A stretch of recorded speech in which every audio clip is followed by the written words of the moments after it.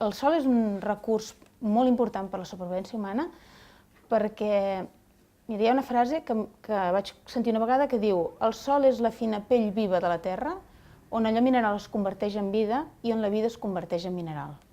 Per tant, és una capa molt fina, pel que és la terra, que hi ha ben bé a la superfície de la terra, en aquests llocs on hi és.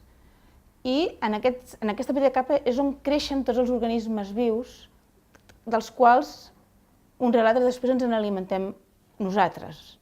Aleshores, per una banda és molt important per a la supervivència de la humanitat i per una altra banda és que és el que maneja tot l'ecosistema. Llavors, té unes qualitats molt importants i té una característica que és molt fràgil. Es fa malbé amb molta facilitat. A nivell ecològic, per què és molt important en aquests moments? Per exemple, pel canvi climàtic. Perquè el sòl conté matèria orgànica.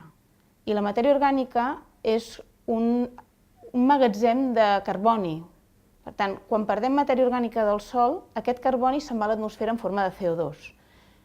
I això fa que, si nosaltres fem actuacions sobre el sòl que facin que perdi la matèria orgànica, estem incrementant el problema de l'efecte hivernacle.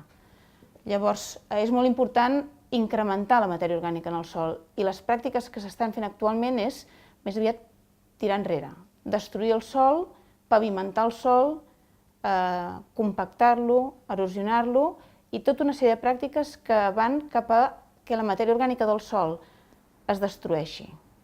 Un dels efectes importants de la destrucció de matèria orgànica en el sòl és que la matèria orgànica permet que el sòl es construeixi com si fos un edifici, amb uns espais a dins del sòl que el fan habitable per les arrels de les plantes, pels organismes.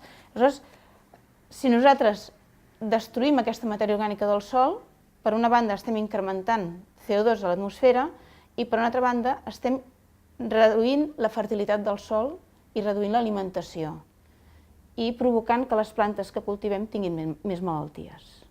Aquesta importància que té el